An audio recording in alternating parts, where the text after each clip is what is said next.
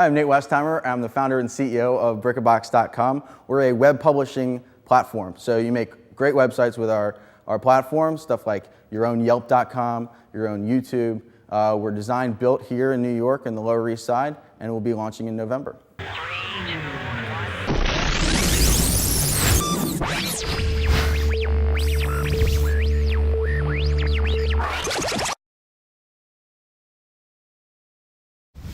Nate, thank you for joining us on Next New Yorkers. Thanks for having me.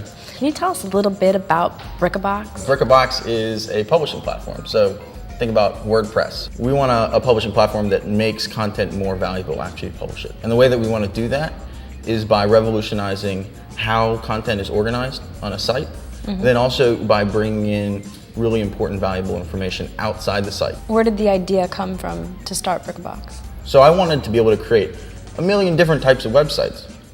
Easily, using all of the power that everybody else had.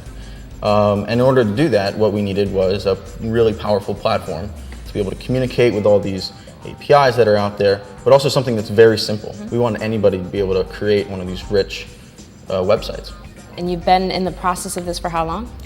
BricaBox, as it is today, or as it will be as it launches, is something that we started just 6 months ago.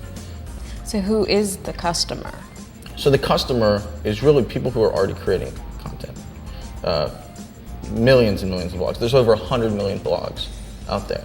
Now, not each and every one of those bloggers is a potential customer, but millions and millions of them are. What's great about an early startup is that your first customers, if you pick the right ones, can really help you create an excellent product. You've talked about who your customers are. Who are your competitors? We didn't pick the easy ones. Yahoo has a solution called Pipes, and most people who've used it know that it's completely unusable. Microsoft also has a product that's very similar and equally disappointing, and we're pretty sure that they're not really going to succeed in meeting consumer demands on that level. What is it about BricaBox that is going to stand out from the competitors? Never before have all of these tools been given to ordinary people when they're making websites. It just doesn't exist today. What are some of the other challenges you're coming up with right now? So raising money's a big one. It's a matter of also holding on to your vision. So you meet investors who love what you're doing. If you just change one thing. So you have to really wrestle with your aspirations. It's kind of the wisdom of people who are more experienced, and that's why they're investing. It's a difficult process. Speaking of investing, when you launch, about where will your company be as far as worth? You know, we're putting the valuation below $5 million and above $1 million, let's say. Okay.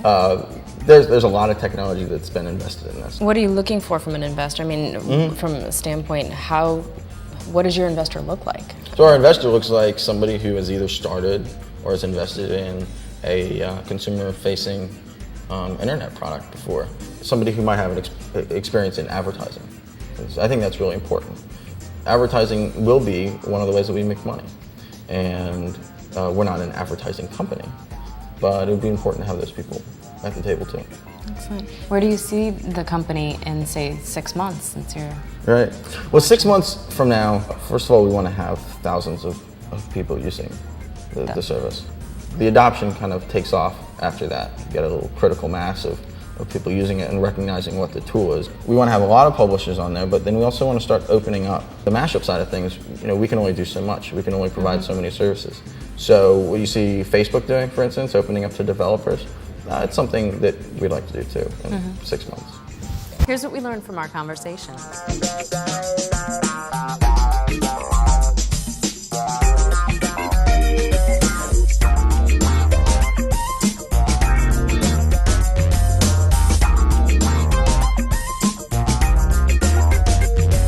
Thank you for joining us, Nate, from BricaBox. Thank you for having me.